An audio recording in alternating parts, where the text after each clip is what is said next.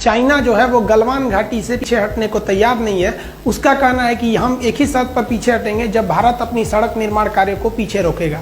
इसके बदले भारत सरकार ने भी बहुत ही कड़ा एक्शन लेते हुए पूरा चाइना का जो LAC पड़ता है, यहाँ से लेके कश्मीर से लेके पूरा अरुणाचल प्रदेश का एरिया में यहाँ पर अपनी मिलिट्री तैनात कर दिया है। ये बहुत ही बड़ा सिचुएशन क्रिएट हो गया कि पूरे बॉर्डर पर फौज तैयार हो गई है और नेवी भी तैयार बैठी है नीचे से। तो समझते हैं गलवान घाटी को लेकर चाइना इतना सेंसिटिव क्यों है और दौलत बेग ओल्डी और सियाचिन से इसका क्या कनेक्शन है। देखिए, जो सड़क को लेकर विवाद चल रहा है ये काफी पुराना है। 90 के दशक में जॉर्ज फर्नांडिस थे, जो अटल बिहारी वाजपेयी जो प्रधानमंत्री थे तो वो रक्षा मंत्री थे। इन्होंने कहा कि जो चाइना से लगने वाले बॉर्डर एरिया है वो सेफ नहीं है, वहां स्ट्रेटेजिक सड़कों का बहुत ही अभाव है। स्ट्रेटेजिक सड़कें उन्हें कहते हैं जिस पर तोप, टैंक, कितने भी भारी व्हीकल्स को ले जाएंगे कोई असर नहीं करता है। बरसात हो, कितने भी खराब मौसम हो, कुछ प्रभाव नहीं पड़ता है। भूकंप के दौरान भी वो अपनी क्षमता को बनाए रखते हैं, अतः उन्हें आप कह सकते हैं कि हमेशा आपके लिए वो रेडी रहते हैं स्ट्रेटेजिक सड़कें। तो इन्होंने स्ट्रेटेजिक सड़कों के लिए ऐसे 61 स्ट्रेटेजिक सड़कों की पहचान की जॉर्ज फर्नांडिस। और आज जो विवाद इसलिए हो रहा है कि भारत सरकार का एक ऑर्गेनाइजेशन है बॉर्डर रोड ऑर्गेनाइजेशन BRO, उसने 75% सड़कों को कंप्लीट कर दिया है। ये सड़कें इतनी तेजी से कंप्लीट की गई कि जब अरुणाचल प्रदेश में इन सड़कों को बनाया जा रहा था तो वहां के गांव वाले अपनी जमीन को फ्री में दे दिया। हालांकि ऐसा कभी नहीं होता है, जब सड़क बनाए जाते हैं तो सरकार जमीन खरीदती है, लेकिन वहां के लोगों को सैल्यूट जो देश के लिए इतना सोचते हैं और अपनी जमीन फ्री में दे दिए कि हाँ यहाँ पे सड़क बनाइए ताकि हमारी आर्मी जा सके। अब यही सड़कें जो हैं ये यहाँ बन रही है आपका लद्दाख के एरिया में, दौलत बेग ओल्डी सेक्टर में। इसको लेकर चाइना ज्यादा विवाद कर रहा है। देखिए, एक सड़क है जिसका नाम है दारबुक स्योक। ये स्योक नदी को पार करके जाती है, दारबुक नाम के जगह से स्टार्ट होती है, इसलिए इसे दारबुक स्योक कहते हैं। जब ये एकदम ऊपर दौलत बेग ओल्डी तक पहुंच जाती है तो इसकी लंबाई हो जाती है 250 किलोमीटर। हम समझेंगे दौलत बेग ओल्डी क्या होता है। देखिए, ये इसमें जो हम रेड कलर से रंगे हुए हैं ये सियाचिन ग्लेशियर है। ये सियाचिन का एरिया है, ये इंडिया के कंट्रोल में है। उससे जस्ट पहले जो ब्लू कलर से कलर किए हुए हैं ये आपका दौलत बेग ओल्डी का एरिया।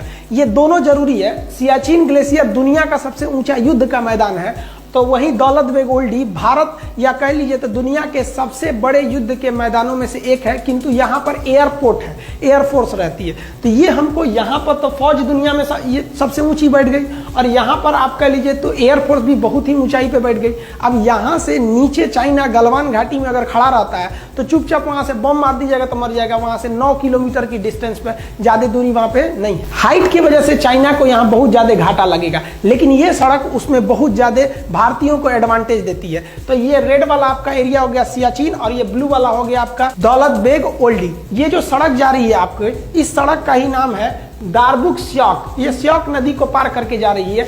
अब ये जो सड़क जा रही है इस सड़क से चाइना को दिक्कत नहीं है। दिक्कत कब चालू हुआ, जब भारत ने इसी सड़क का एक लिंक खोल दिया इस साइड में, और ये जो लिंक था वो लिंक चला गया गलवान घाटी की ओर। अब बताइए, ये गलवान घाटी से केवल 9 किलोमीटर है। अगर ये सड़क नहीं रहती तो इस सड़क के अभाव में भारतीय फौज को गलवान घाटी में पहुंचने में 8 घंटे लगते, लेकिन इस सड़क के बन जाने के बाद वहां पहुंचने में केवल 35 मिनट समय लगेगा। अब बताइए, 8 घंटे की जगह आधे घंटे में अगर फौज पहुंच जाए तो वहां भारत के फेवर में हो जाएगा युद्ध। इसलिए चाइना कह रहा है कि हम तभी हटेंगे जब आप ये सड़क को काम रोकेंगे तब। अब इंडिया का ये सोचना है कि अगर आज हम सड़क रोक लिए तो कल तो तुम युद्ध के मैदान में भी कूद जाओगे और हमारी सड़क नहीं बनी रहेगी तो हमको घाटा लग जाएगा, क्योंकि चाइना का वादा उतना ही टिकता है जितना चाइनीज सामान टिकते हैं। भारत सरकार ने चाइना को सबसे ज्यादा जो जवाब दिया कड़ा, वो पर्यटक को लेकर टूरिस्टों को कह दिया कि आप भी जाके घूम के आइए दौलत बेग ओल्डी कैसा है, आप भी जाके घूम के आइए सियाचिन ग्लेशियर कैसा है। अब विदेशी लोग आए, अब घूमने वहां चले गए। अब विदेशी जब आए तो उनको परमिशन कौन देगा घूमने का? इंडिया। ये भारत के लिए सबसे बड़ा प्रमाण पत्र हो गया कि भैया मेरा जगह है, तभी ना हम घूमने के लिए उनको वीजा दिए हैं। तुम्हारा रहता तो तुमसे पूछ के आते। अब वो देश का वीजा हमारे लिए एक तरह का प्रूफ बन जाएगा। अब चाइना इसको समझ रहा है कि भाई ये गलवान घाटी कितना इंपॉर्टेंट है। ये जो सड़क है ये 14,000 फीट की ऊंचाई पर बनाई गई है, 250 किलोमीटर लंबी है। पहले जब ये सड़क नहीं थी तो ये स्याक नदी को पार करना होता तो एक टेम्पोररी ब्रिज था, इस पे हैवी व्हीकल्स नहीं जा सकते थे। लेकिन 2019 में भारत ने इस स्याक नदी के ऊपर एक भारी भरकम परमानेंट ब्रिज बना दिया। इस ब्रिज के बनने के बाद आर्मी के भारी भरकम व्हीकल, तोप टैंक इत्यादि को भी ले जाया जा सकता है। अब वहां पर हथियार पहुंचाने में भी दिक्कत नहीं होगा, इसलिए चाइना को ज्यादा डर लग रहा है इसके वजह से, इन सड़क और पुल के वजह से। लेकिन वो खुल के नहीं कह रहा है, हम हिंदुस्तानियों को वो फंसा के रखा है, मीडिया के थ्रू दबाव बनवाना चाह रहा है कि गलवान घाटी को विवाद है। विवाद गलवान घाटी को है ही नहीं है, विवाद चाइना को इस बात का है कि ये सड़क को नहीं रोकेंगे तो गलवान घाटी होकर भी चाइना का नहीं रहेगा, क्योंकि हाइट से हम लोग 14,000 फीट की ऊंचाई से हम लोग आराम से देख लेंगे ओ चाइना क्या कर रहा है तुम वहां पर। युद्ध के मैदान में सोचा ईंटा चला के मार देंगे हम लोग। यहाँ चाइनीज गवर्नमेंट का प्रेशर उनकी आर्मी पर भी है, क्योंकि चाइनीज गवर्नमेंट के खुफिया जानकारों ने चाइनीज सरकार को बोला था कि भारत वहां बहुत ही खतरनाक सड़क बनाने जा रहा है। लेकिन चाइनीज गवर्नमेंट ने जब आर्मी से पूछा तो उनके आर्मी वालों ने कहा कि इतना भयानक भयानक पहाड़ है, वहां सड़क बनेगा कैसे? देख रहे हैं पूरा सीधे सीधे ढलान है, कहां से अच्छा सड़क बन पाएगा? इतना बड़ा बड़ा पहाड़ है, सड़क नहीं बन पाएगा। गवर्नमेंट आप टेंशन नहीं लीजिए, हम लोग है ना। दिक्कत कब हुआ? जब ये सड़क बनकर तैयार हुआ तब। देखिए ये सड़क ऐसा बना दिया, इंडिया वाले भी बताइए इतना भयानक सड़क बना दिया सब। अब इसमें जो सेना की जो गाड़ियां चलती हैं वो बुलेट ट्रेन की तरह भाग रही हैं सब। इन सड़क पर पानी भी नहीं लगेगा, क्योंकि जहां तक सड़क गई है वहां तक पैरेलल नाला लेके गया है, दोनों ओर से पानी भी नहीं लगेगी। स्ट्रेटेजिक सड़क इतनी भयानक लग गई कि चाइनीज सरकार अपनी आर्मी पे भड़क गई कि रे चोट्टा कहीं का, तो बोला था कि सड़क नहीं बनेगी, कौन सी बना दिया देख तो। अब युद्ध के मैदान में धड़ाक से फौज उतार देगा, तू लोग मुंह ताकते रहना। चाइनीज सरकार का उनकी आर्मी पर गुस्सा एक बात और से है कि ये जो दौलत बेग ओल्डी है, इस दौलत बेग ओल्डी पर जब भारत ने अपनी एयरफोर्स को उतारा था तो एएन नामक विमान को उतारा था। ये छोटा सा जहाज है, इसमें 30-40 लोग बैठते हैं। तो इस पर चाइनीज आर्मी ने कुछ खास एक्शन नहीं लिया था, कहा था 30-40 आदमी के जहाज में क्या होगा। लेकिन इंडियन एयरफोर्स ने एक और खतरनाक काम कर दिया। एयरफोर्स ने पहले तो उतारा ये छोटका विमान एएन नामक छोटा सा, और जब ये उतर गया सक्सेसफुली तो यहाँ उतार दिया अपना C-17 ग्लोब मास्टर और हरकुलियस नामक भारी भीषण विमान। ये विमान जो है ना भीम है एकदम, समझिए तो 70 टन उठा के उड़ जाएगा। एक हाथी 10 टन की होती है, 70 टन उठाएगा, 7 गो हाथी को लाद के उड़ जाएगा। इतना किसी भी मौसम में उड़ सकता है, पहाड़ के बीच में भी उड़ सकता है। आप इसे देखिए कितना खतरनाक ये लैंडिंग करता है। भारत ने जब दौलत बेग ओल्डी में अपना सबसे भयानक विमान C-17 ग्लोब मास्टर को उतारा तो चीन में खलबली मच गई, क्योंकि एक बहुत विशाल विमान है और इतने पहाड़ी वाले एरिया में इस विमान को उतारना एक तरह से काफ़ी चैलेंजिंग था। किंतु भारत ने इस बड़े भारी भरकम विमान को दौलत बेग ओल्डी में सक्सेसफुली उतार लिया।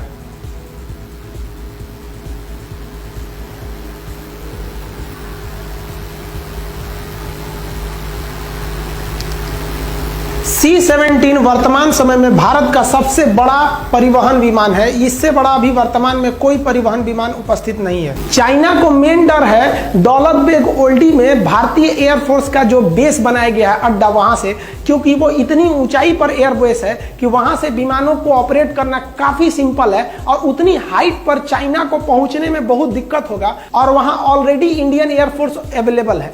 अब ये एयरफोर्स अगर चाइना के ऊपर दौलत बेग ओल्डी से धावा बोल दिया तो चाइना कुछ नहीं कर सकता है, क्योंकि सड़क अगर बन गई तो आर्मी सड़क से आएगी और चाइना अगर सड़क को तोड़ना चाहेगा तो ये देखिए ये बैठे हैं सब आराम से, दौलत बेग ओल्डी से धो देंगे सब वहां पे। तो चाइना को लग रहा है कि अभी रोक लो इंडिया को ये सड़क बनाने से, नहीं तो गलवान घाटी निकल गया उनके हाथ से।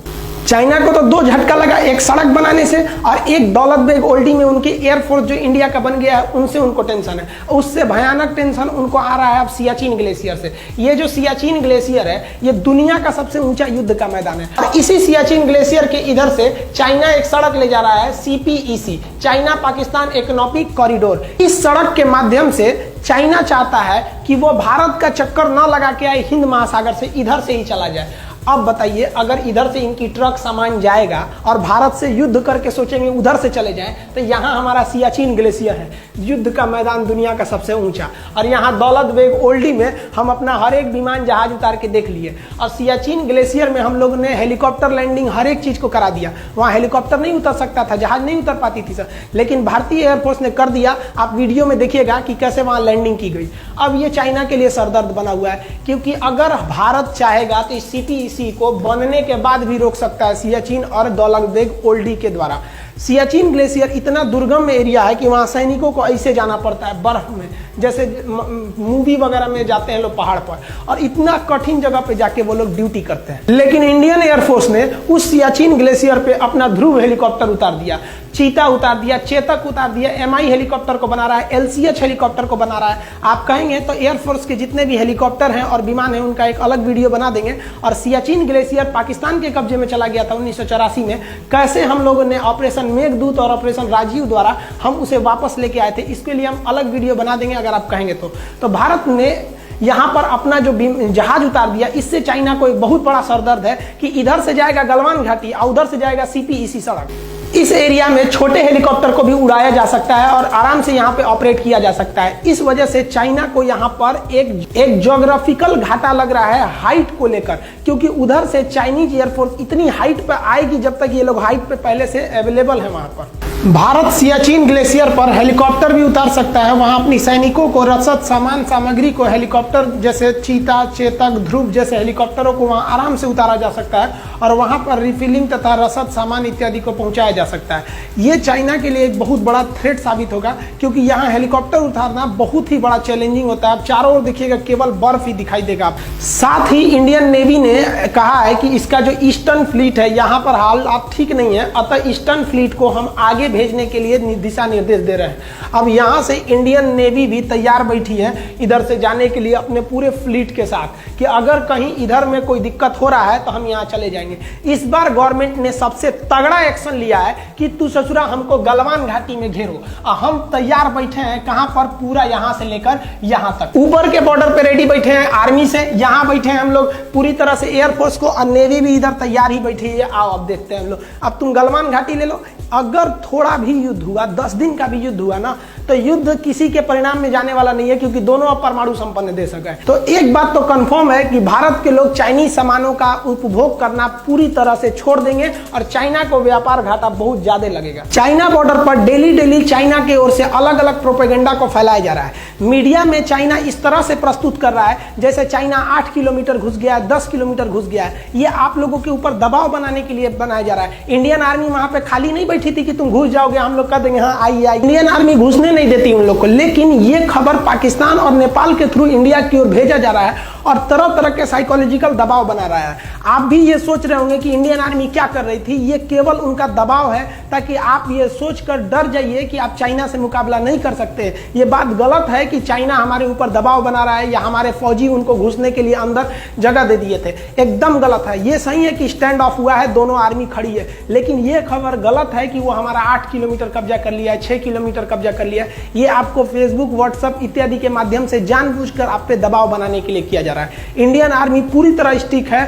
अगर हम डरे होते तो कभी भी इतना बड़ा एक्शन नहीं लेते कि इस कोरोना के बीच में भी अपनी पूरी फौज को लगा देते पूरे LAC पर। नेवी को भी हम लोग तैयार रहने के लिए बोल सकते थे, एयरफोर्स को भी बोल दिए। और अभी हाल ही में अमेरिका से एक तो गुप्त समझौता की ओर भारत बढ़ रहा है कि अगर हथियार, गोला बारूद की कमी हुई तो आप तुरंत सप्लाई दे सकते हैं या नहीं। ये भी अभी बात चल रही है भारत और इजराइल और अमेरिका के बीच में। अतः भारत अगर पीछे हटने के मूड में रहता तो ये सब कुछ नहीं करता। हमारे हिसाब से भारत सरकार ने जो पूरे LAC पे फौज लगा दिया वो एकदम बेस्ट काम किया है। आप क्या सोचते हैं, गवर्नमेंट ने ये डिसीजन सही लिया या गलत लिया? नेवी को तैयार रहने के लिए, नेवी को काउंटर करने के लिए बोला गया, क्या ये गवर्नमेंट का डिसीजन सही था या गलत? आप कमेंट करके बताएंगे। जैसा अपडेट होगा फिर बताएंगे। मिलते हैं अगले वीडियो में, तब तक के लिए जय हिंद।